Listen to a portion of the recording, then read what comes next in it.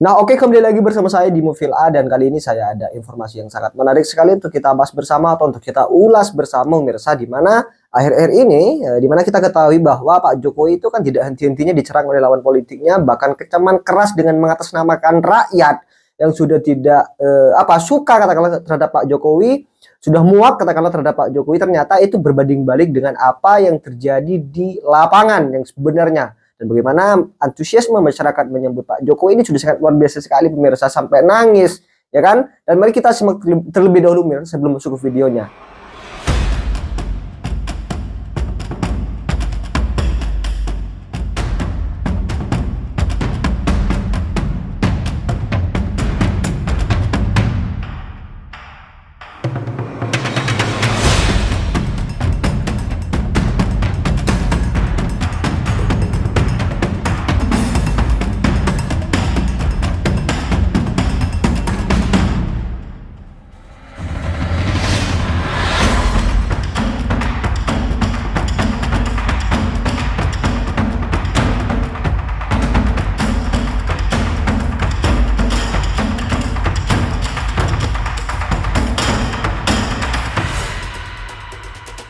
Nah, oke pemirsa, ya seperti apa komentar kalian terkait dengan video Pak Jokowi dengan masyarakat yang sangat luar biasa sekali ya kedekatannya, dan sampai rakyat atau masyarakat itu menangis ya dengan kehadiran Pak Jokowi, dan ini sangat luar biasa sekali ya. Seperti apa komentar pemirsa, tulis di kolom komentar ya. Dan kemudian video selanjutnya di mana Arteria Dahlan ini relakan kursi DPR RI-nya demi keponakan Megawati.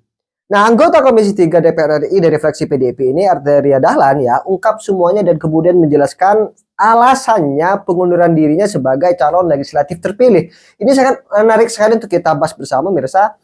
Ia memberi kesempatan ya kepada Romy Soekarno, kepada cucu Presiden Soekarno dan keponakan dari Ketua Umum PDIP, yaitu Megawati Soekarno Putri, untuk menggantikan posisinya di DPR. Nah, Arteria mengungkapkan keputusannya ini didasari oleh kesetiaannya terhadap Megawati dan keluarga besar Soekarno, serta rasa tanggung jawab sebagai petugas partai. Menurut Arteria, tugas utamanya sebagai petugas partai adalah menjalankan kebijakan yang ditetapkan oleh Megawati, bukan oleh rakyat, pemirsa. Nah, baginya memberikan kesempatan kepada Romy Soekarno yang merupakan bagian dari keluarga Soekarno Putri ini adalah bagian dari suatu kehormatan. Ini kata Arteria Dahlan. Artinya beliau dipilih oleh rakyat ya, itu bukan untuk rakyat ternyata, tetapi tetap keputusannya semuanya itu ya demi Megawati. Dan ini semacam sindiran keras sih dari Arteria Dahlan kalau kita bijak dan teliti menyimpulkan apa yang disampaikan oleh Arteria Dahlan. Kan seperti itu pemirsa. Dan mari kita simak terlebih dahulu ya video dari Arteria Dahlan. Dan saya kan tahu diri, saya dibesarkan oleh Ibu Mega dan almarhum Pak Taufik. Dan saya di sini bukan untuk apa-apa selain ditugaskan, artinya untuk bekerja. Bu Mega itu kan manajer, dia tahu mana yang pas dan mana yang kurang pas. Ya mungkin saat ini ya ada pekerjaan-pekerjaan khusus yang memang akan di-deliver kepada Mas Romy. Tapi utamanya ya saya suatu kemuliaan bagi saya untuk menjalankan apapun yang diputuskan dan menjadi kebijakan. Apalagi penggantinya kan Mas Romy bagian daripada Royal Family. Saya di sini ya sebagai petugas partai. Saya di sini bekerja untuk melayani Ibu Ketua Umum dan keluarga besarnya. Jadi bagi saya itu nggak masalah. Pak Mahfud. Oh iya kalau itu benar ya. Besar. Pak Mahfud masalahnya apa, Bang? Loh iya kan selalu kan persoalan Gibran udah selesai. Iya. Persoalan Kaisang. Oh iya. Ya kan? Iya. Jadi dianggap ada pelanggaran hukum, tapi nggak jelas pelanggaran hukum seperti apa. Iya.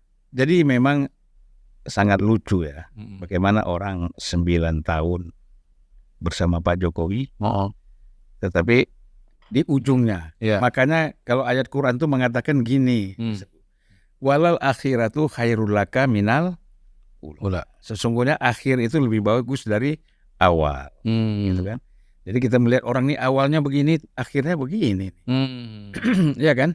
Sudah merasakan berbagai kenikmatan, fasilitas dan segala macam, akhirnya seperti itu. Ya mungkin karena dia kecewa lah kalah pilpres ya. Sehingga kemudian yang baik-baik di masa sebelumnya lupa ya Bang ya. Iya gampang. Orang kan selalu lihat akhirnya. Iya. Soal Pak Mahfud itu saya mau mengatakan satu hal. Tahun 2019 orang yang mau agar Pak Mahfud itu jadi calon wakil presiden itu adalah Pak Jokowi. Ya. Dan jadi wakilnya siapa? Wakilnya Pak Jokowi.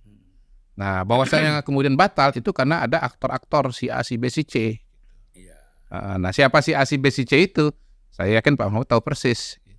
Ya katanya dari PKB, terus ada juga dari P3, ikut juga sedikit bisik-bisik dari Nasdem. Terus lain nggak tahu saya.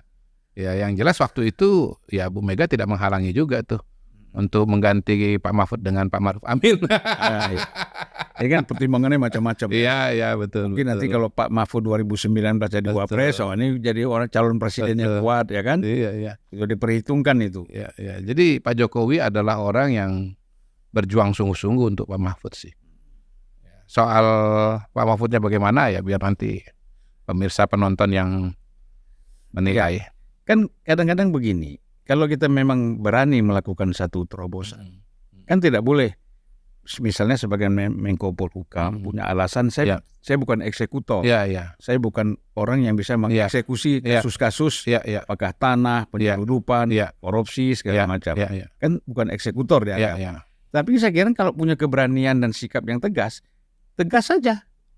Kalau saya tidak bisa mengeksekusi ini, saya mundur dari Menko Polhukam. Ya, soal Pak Mahfud ini kan pertanyaan saya, apakah memang pernah ada perintah dari Pak Jokowi kepada Pak Mahfud yang melanggar hukum? Setahu saya nggak ada itu. Soal MK misalnya yang mungkin dipersoalkan oleh Pak Mahfud. Nah, pertama kan MK memang tugasnya untuk menerima permohonan dari warga negara. Iya. Setiap permohonan yang masuk kan Bang di review, apakah misalnya punya legal standing atau tidak. Apakah argumentasinya kuat atau tidak. Kan begitu. Jadi tidak semua kasus masuk itu kan diterima. Kalau legal standingnya nggak memenuhi syarat, pasti ditolak. Kemudian kalau legal standingnya memenuhi syarat, lalu dilihat argumentasinya kuat atau tidak. Nah, sekarang kalau ada pihak yang merasa bahwa undang-undang ya bertentangan dengan konstitusi, kemudian undang-undang yang ada misalnya melanggar hak dia, sebagaimana yang tercantum di konstitusi. Ya siapapun warga negara berhak dong untuk mengajukan permohonan, mau dia dekat atau jauh dengan pemilu itu soal yang tidak relevan. Ya kan Bang? Pokoknya begitu orang merasa bahwa haknya dilanggar oleh undang-undang, sementara haknya itu dijamin oleh konstitusi, artinya undang-undang itu melanggar konstitusi, dia berhak dong. Nah, orang yang paling tahu soal ini harusnya ya Pak Mahfud, karena dia profesor hukum tata negara dan dia pernah menjadi ketua Mahkamah Konstitusi. Kok disoal? Ada orang mengajukan permohonan, dia nggak boleh disoal dong orang mengajukan permohonan. Soal dikabulkan atau tidak ya kembali kepada hakim konstitusi. Nah, soal dikabulkannya itu kemudian misalnya 9 setuju ya, artinya semua setuju, atau 8 setuju, 1 enggak, garis miring dissenting, mau 6-3, mau 5-4, itu kan soal lain lagi itu. Dan Pak Mahfud waktu masih sebelum ditetapkan menjadi cawapres, waktu dia masih menjadi Menko Polhukam, dia paling kencang mengatakan putusan MK final and binding. Paling keras dia. Kok tiba-tiba setelah menjadi cawapres, kemudian kalah pula lagi, makin kencang nggak setuju. Jadi ya, dan begini, ini kan cerita lama, tapi nggak apa-apa kita bahas lagi, karena memang kan Pak Mahfud kan belakangan kan sering menyerang Pak Jokowi nih ya. Jadi akhirnya kita ini kan membahas juga karena apa yang disampaikan oleh Pak Mahfud. Soal misalnya ketua MK pada waktu itu Anwar Usman misalnya dianggap dia punya konflik of interest dalam mengambil keputusan soal pasal mengenai usia calon wakil presiden. Pertama kan ini adalah masalah norma, bukan masalah orang. Kalau bicara norma itu berlaku secara umum, bukan orang per orang. Sama misalnya dengan dulu pernah ada undang-undang yang melarang keluarga untuk maju sebagai kepala daerah. Nah, undang-undang itu kan kemudian dimohonkan oleh Adnan Purihta di Mahkamah Konstitusi. Adnan ini waktu itu calon bupati di Goa, Sulawesi Selatan. Oh iya. Adnan mengatakan hak saya ini dilanggar, hak asasi saya ini dilanggar. Hak yang dijamin oleh konstitusi dilanggar, hak untuk mencalonkan dan dicalonkan sebagai pejabat negara. Kenapa dilanggar? Ya saya tidak bisa memilih bahwa kakek saya bupati, bapak saya bupati, paman saya bupati. Nah, dengan permohonan yang ada yang diajukan kepada Mahkamah Konstitusi menerima permohonan itu. Dan akhirnya undang-undang tersebut dibatalkan.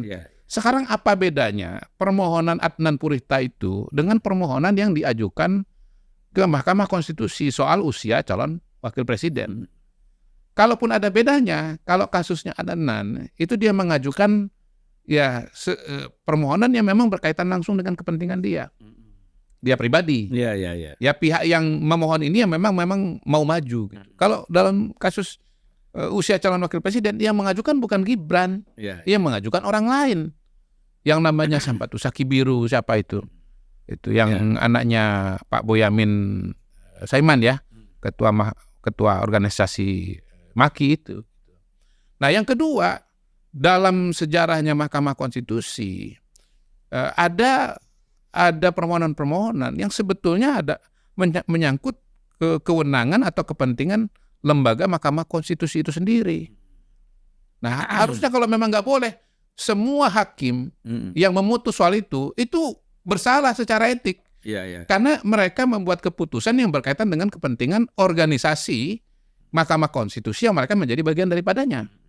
Ada juga soal batasan soal usia, misalnya usia hakim konstitusi, yang itu permohonannya berkaitan dengan kepentingan dari hakim konstitusi. Nyatanya diproses kok. Nggak ada tuh yang hakim konstitusi yang membuat keputusan mengenai batasan usia hakim konstitusi itu kemudian divonis bersalah secara etik, gitu Bang.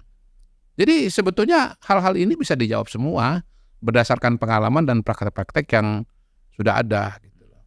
Nah, saya kan beberapa kali juga diskusi lah dengan Pak Mahfud ya, masalah-masalah ketatanegaraan, masalah-masalah politik. Itu yang saya ingat nih ya, ini spontannya yang saya ingat. Pernah saya bicara dengan beliau itu soal peristiwa Kongres atau munas tandingan ya terhadap Partai Demokrat. Pada waktu itu kan ada munas tandingan yang mengajukan Pak Muldoko sebagai calon ketua umum. Saya tanya kepada Pak Mahfud pada waktu itu, bagaimana soal Pak Muldoko ini? Gitu. Apa ada arahan atau intervensi dari Pak Jokowi untuk memasukkan nama Muldoko sebagai calon yang menggantikan AHY pada waktu itu? Nggak ada kok. Nggak ada arahan seperti itu. Dan pada titik itu kemudian saya bisa mengatakan bahwa berita atau informasi bahwa Pak Jokowi ya berada di belakang upaya kudeta terhadap Mahkamah Konstitusi, itu adalah sesuatu informasi yang misleading atau nggak benar. Atau memang dicari. Ya, itu kan pertama kan bisa saja asumsi. Ya. Yang kedua, bagian dari counter argumen ya, terutama dari ya mungkin pendukungnya Pak AHY pada waktu itu, untuk mengatakan agar Pak Muldoko atau pendukungnya jangan teruslah dalam proses itu. Agar Pak Muldoko atau pendukungnya jangan teruslah dalam proses itu. Tapi ya memang faktanya Pak Jokowi tidak ada di belakang itu gitu loh. Nah, bayangkan kalau misalnya pada waktu itu saya bertanya kepada Pak Mahfud. Pak Mahfud bilang, "Oh iya, ini ada perintah dari Pak Jokowi untuk agar Pak Muldoko didukung dalam proses." Kan lain cerita, Bang. Nggak ada, Bang, nggak ada gitu. Dan ya hal-hal yang kita bicarakan, kita diskusikan itu untuk kebaikan kok. Saya ingat juga diskusi dengan beliau waktu. Oke pemirsa, mungkin saya rasa cukup terkait dengan video kali ini atau konten kali ini. Ya seperti apa komentar kalian, tulis di kolom komentar. Dan sekali lagi pemirsa, jangan lupa tekan tombol subscribe-nya biar kalian juga tidak ketinggalan informasi-informasi terbaru dari channel ini. Dan salam demokrasi dan salam NKRI.